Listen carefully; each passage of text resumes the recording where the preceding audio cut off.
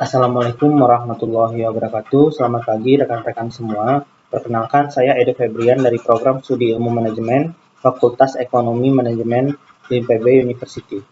Pada kesempatan ini, saya akan mempresentasikan review artikel jurnal berjudul Model of Quality Cost and Economic Benefit of a Business Process of Manufacturing Companies, karya Rosyawan, Singgih, dan Widodo, yang dipublikasikan di Jurnal Kajian Engineering di tahun 2019.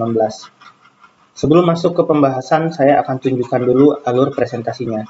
Kita akan memulai dari identitas artikel, lalu latar belakang dan gap penelitian, tujuan dan kerangka teori, metodologi, model konseptual, model matematis, hasil eksperimen numerik, analisis sensitivitas, diskusi, dan kontribusi sampai kepada kesimpulan dan kritisi. Total ada 10 bagian utama, dan langsung saja kita mulai. Ini adalah bibliografi lengkap dari artikel yang saya review. Judulnya seperti tadi yang saya sebutkan, ditulis oleh 3 penulis. Yang pertama adalah Muhammad Rosyawan, selanjutnya Moses Laksono Singgih sebagai corresponding author, dan Erwin Widodo. Diterbitkan di Kajian Engineering volume 6 tahun 2019. Artikel ini berstatus open access dengan lisensi CC BY 4.0, jadi bebas diakses siapa saja. Afiliasi penulis berasal dari Institut Teknologi 10 November dan Universitas Surabaya. Kata kuncinya mencakup quality cost, performance target, cost saving, economic benefits, dan payback period. Jadi memang fokusnya ada di ranah biaya kualitas dan kelayakan investasi. Nah, mengapa topik ini penting? Penulis menyampaikan fakta menarik, yaitu sekitar 25% dari total sumber daya perusahaan itu terserap untuk biaya kualitas. Memang angka yang cukup besar. Permasalahan utamanya adalah manajemen puncak sering bertanya 3 hal. Yang pertama, berapa investasi yang dibutuhkan untuk program perbaikan kualitas? Yang kedua, apakah dampaknya sebanding dengan biaya yang dikeluarkan? Dan yang ketiga adalah, kapan investasi itu mulai menguntungkan secara finansial? Dari sini, penulis mengidentifikasi 3 gap penelitian. Gap yang pertama adalah model PEF yang bersifat statis, tidak memperhitungkan dinamika waktu. Gap yang kedua adalah adanya kontradiksi empiris di mana beberapa studi justru menunjukkan hubungan negatif antara program kualitas dengan kinerja jangka pendek. Dan gap yang ketiga, studi yang mengintegrasikan biaya kualitas dan manfaat ekonomi secara periode itu masih sangat terbatas.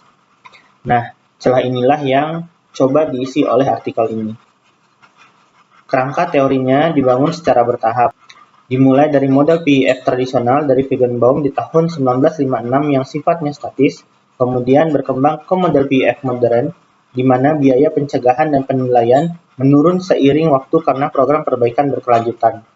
Lalu ada model dinamis dari Kim dan Nakai di tahun 2008 yang menghubungkan level kualitas dengan akumulasi biaya perbaikan menggunakan parameter efektivitas alfa, tapi model ini belum mengukur manfaat ekonomis dari ROI-nya.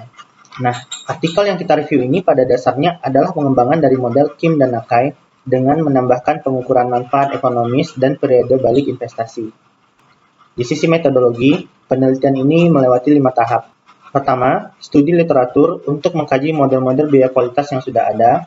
Kedua, pengembangan model konseptual. Ketiga, formulasi model matematis secara eksplisit. Keempat, eksperimen numerik selama 18 periode dengan variasi beberapa parameter. Dan yang kelima, diskusi serta kesimpulan. Yang perlu digarisbawahi, jenis riset ini adalah model building dan simulasi, jadi bukan penelitian empiris dengan data lapangan. Pendekatannya deduktif dari teori ke model formal, dan alat yang dipakai hanyalah Microsoft Excel untuk eksperimen numeriknya. Parameter awal yang digunakan diambil dari penelitian Kim dan Akai sebelumnya. Sekarang masuk ke inti modelnya. Secara konsep, di periode pertama perusahaan mengeluarkan biaya TC1 untuk mengimplementasikan program perbaikan kualitas, lalu mencapai target kinerja di PI1 dan mendapatkan penghematan di PS1. Di periode kedua, biayanya TC2 yang lebih kecil dari TC1, tapi pencapaian kinerja PI2 justru lebih tinggi dan penghematan PS2 juga lebih besar dari periode sebelumnya. Pola ini berlanjut sampai ke periode T. Insight kuncinya di sini, yaitu setiap periode, biaya cenderung menurun karena faktor alfa, sementara pencapaian kinerja dan penghematan terus meningkat karena faktor beta. Hasil akhirnya, manfaat ekonomi semakin besar dari waktu ke waktu. Ini bagian yang lebih teknis. Ada 4 persamaan utama. Persamaan pertama adalah total biaya perbaikan kualitas atau TQC, yang merupakan fungsi konveks naik. Ini akumulasi biaya selama T periode dikalikan faktor efektivitas alfa di setiap periodenya. Persamaan yang kedua, pencapaian target kinerja atau PI yang merupakan fungsi konkav naik terhadap TQC. Ini mengikuti prinsip Pareto, di mana peningkatannya signifikan di awal, lalu melambat dengan nilai antara 0 sampai dengan 1. Persamaan ketiga, total penghematan biaya atau PS, fungsi konveks naik terhadap PI, di mana parameter C mengukur bobot kontribusi indikator kinerja tertentu. Dan persamaan keempat adalah manfaat ekonomis atau EB yang dihitung secara sederhana. Penghematan dikurangi total biaya, kalau EB positif, perusahaan untung. Kalau negatif, berarti rugi. Titik saat PS sama dengan TQC disebut dengan titik break even. Slide ini merangkum semua notasi dan definisi parameter yang dipakai dalam model, mulai dari TC, TQC, alpha, PI, beta, jumlah indikator N, parameter M, PS, bobot kontribusi C, sampai kepada EB. Saya tidak akan membacakan satu-satu, tapi intinya ada parameter input seperti TC dan beta, ada parameter kontrol seperti alpha, M, dan C, serta ada output berupa PI, PS, dan EB. Tabel ini berguna sebagai referensi ketika kita membahas hasil eksperimen di slide berikutnya. Sekarang masuk ke hasil eksperimen numeriknya. Parameter yang digunakan adalah TC awal 5%, alpha 0,95, beta 0,95, M 0,01, C 0,05 dijalankan selama 18 periode dengan 4 variasi jumlah indikator kinerja yaitu 1, 2, 3, dan 4. Dari tabel ini terlihat di periode pertama dengan satu indikator, manfaat ekonomisnya masih minus 3,5%, artinya rugi. Tapi dengan 2, 3, atau 4 indikator, perusahaan sudah untung sejak periode pertama. Manfaat ekonomis ini terus naik sampai puncaknya di sekitar periode 6-7, baru kemudian menurun perlahan. Ada 4 temuan penting di sini. Temuan pertama adalah semakin banyak indikator, pencapaian kinerja PI-nya justru lebih rendah, tapi penghematannya lebih besar. Misalnya, dengan satu indikator, PI mencapai 81%, sedangkan dengan 4 indikator hanya 71,7%. Tapi penghematannya jauh lebih besar, dari 1,5% menjadi 16,6%. Temuan kedua, titik break-even berbeda tergantung jumlah indikator.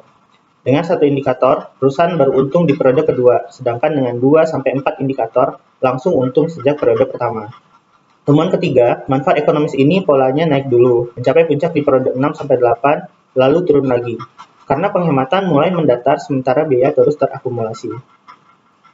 Dan temuan keempat adalah penulis merekomendasikan 3 indikator kinerja per proses bisnis sebagai jumlah yang optimal, karena penambahan ke indikator keempat tidak lagi memberikan tambahan penghematan yang signifikan. Nah, ini bagian yang menarik. Penulis juga menguji skenario ketika target kinerjanya lebih rendah, betanya di 0,8 bukan 0,9. Hasilnya berubah secara signifikan. Kalau kita lihat perbandingan titik break even-nya dengan beta 0,95 dan 4 indikator, perusahaan langsung untung di periode pertama. Tapi dengan beta 0,8 dan jumlah indikator yang sama, break even baru terjadi di periode ke-7. Jadi 6 periode lebih lambat. Ini poin kritis di mana menambah indikator kinerja itu tidak selalu otomatis menguntungkan kalau target kinerjanya rendah. Tabel perbandingan ini merangkum semua perbedaan antara skenario beta tinggi dan beta rendah.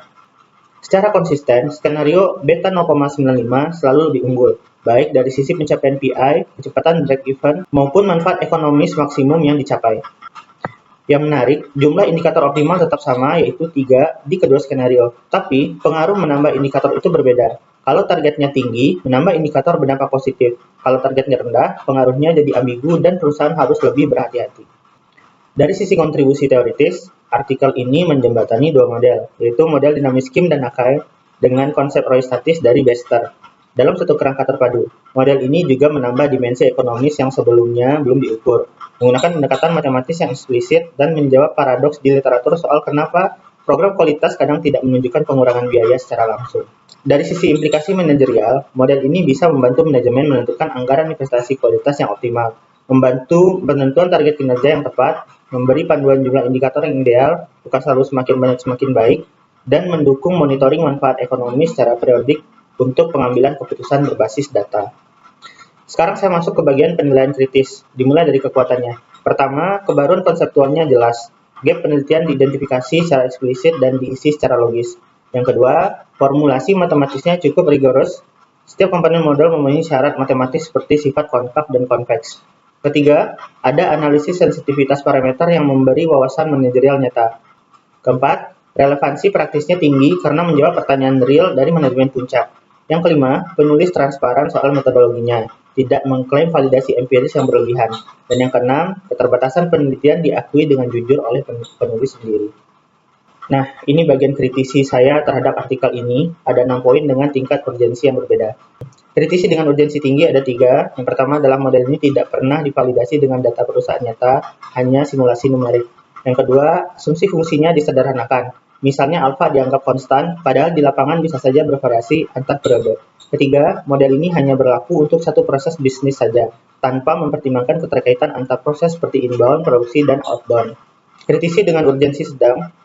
Penulis tidak menguji sensitivitas parameter alpha dan C, padahal keduanya sama pentingnya dengan beta. Selain itu, definisi operasional parameter seperti C dan M kurang spesifik, sehingga perusahaan real akan kesulitan menentukan nilainya. Dan yang terakhir, urgensi rendah.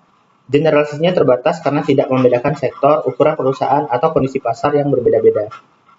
Sebagai mahasiswa konsentrasi rantai pasok dan logistik, saya melihat model ini punya relevansi yang cukup luas. Di inbound logistik, biaya kualitas bahan baku bisa dimodelkan sebagai TC, dikaitkan dengan indikator kualitas pemasok. Di proses produksi, biaya kegagalan seperti scrap dan rework adalah komponen penghematan terbesar. Di outbound logistik, biaya kualitas pengiriman terhubung dengan proses sebelumnya, dan ini justru menjadi rekomendasi riset lanjutan dari penulis sendiri. Yang menarik buat saya secara pribadi, model ini juga berpotensi diadaptasi untuk sektor rumput laut, misalnya mengukur manfaat ekonomis dari investasi teknologi ramah lingkungan pada budidaya rumput laut, yang relevan dengan riset yang sedang saya jalani bersama tim PAIR. Ada beberapa peluang riset yang bisa dikembangkan dari artikel ini. Prioritas tinggi yaitu membangun model integrasi multiproses dan melakukan validasi empiris di lapangan. Prioritas sedang mengintegrasikan model ini dengan model manajemen rantai pasok yang lebih luas, serta mengembangkan metode estimasi parameter secara dinamis menggunakan machine learning atau pendekatan Bayesian. Ada juga peluang baru yang cukup menarik, yaitu penerapan model ini di sektor agromaritim seperti budidaya rumput laut, dan pengembangan model dalam konteks multiplayer menggunakan game theory sesuai keahlian salah satu penulisnya yaitu Erwin Widodo. Sebagai penutup, saya rangkum penilaian saya secara keseluruhan. Artikel ini merupakan kontribusi teoritis yang solid dalam literatur biaya kualitas dinamis. Meskipun terbatas pada pendekatan model tanpa validasi empiris, artikel ini berhasil menjawab pertanyaan praktis yang relevan bagi industri manufaktur. Model ini berhasil mengintegrasikan biaya kualitas dinamis dengan manfaat ekonomis periodik, yaitu pengembangan yang logis dari model Kim dan Akai.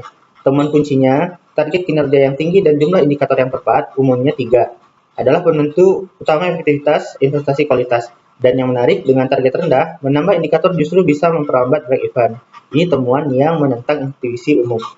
Keterbatasan utamanya tetap pada model satu proses bisnis dan minimnya validasi empiris. Tapi justru dari situ, artikel ini membuka peluang riset menarik buat kita mahasiswa supply chain management, baik dari sisi adaptasi model ke konteks rantai pasok multiproses, sektor agromaritim, maupun validasi empiris di lapangan.